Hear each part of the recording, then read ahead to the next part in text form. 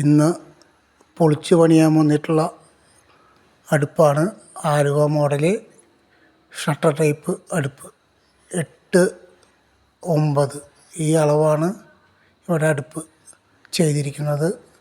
13 വർഷം ആയി ഈ അടുപ്പ് ഇവർ ഉപയോഗിക്കാൻ തുടങ്ങിയിട്ട്. 5-6 വർഷം കഴിഞ്ഞപ്പോൾ തന്നെ ഇതിന് കംപ്ലൈൻറ്റ്, പുകയൊക്കെ വന്ന് ചിമ്മിനി കൂടൊക്കെ വൃത്തികേടായി. ഈ അവസ്ഥയിലാണിത് പൊളിച്ച് പണിയാനായിട്ട് തീരുമാനിക്കുന്നത്.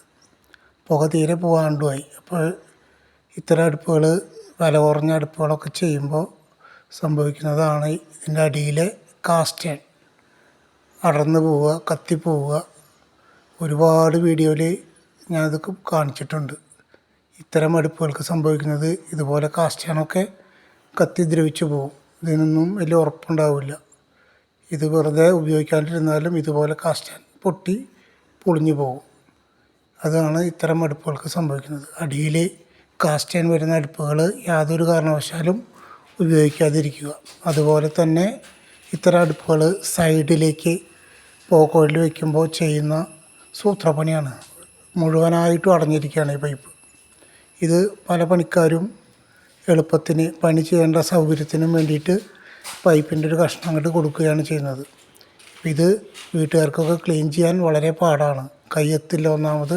പിന്നെ അതിൻ്റെ അടിയിൽ കുറേ വെണ്ണീറും കരിയൊക്കെ സ്റ്റോറായി നിൽക്കുകയും ചെയ്യും. അപ്പോൾ ഇങ്ങനെയുള്ള രീതിയിൽ അടുപ്പ് ചെയ്യരുത്. നമ്മളത് പൂർണ്ണമായും പൊളിച്ച് ഇഷ്ടികയിലാണ് കൊടുക്കാൻ പോകുന്നത്. ഇപ്പോൾ ഒരു ചെറിയൊരു വെളിച്ചം കാണണം. ഇതാണ് ക്ലീൻ ചെയ്തപ്പോഴത്തെ അവസ്ഥ.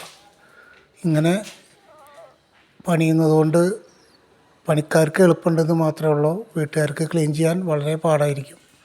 അപ്പം ഞങ്ങൾ ഇതിൽ ചെയ്യുന്നത് ഇഷ്ടിക വെച്ചിട്ടാണ് ഹോള് കൊടുക്കുന്നത്.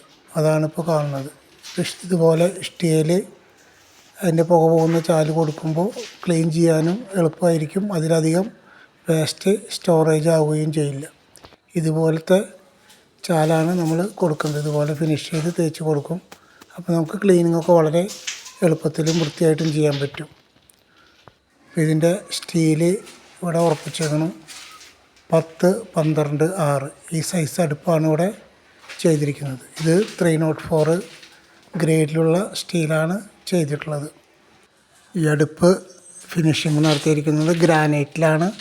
വളരെ കുറച്ച് സ്ഥലം മാത്രമാണ് ഗ്രാനൈറ്റ് വേണ്ടി വന്നിട്ടുള്ളൂ.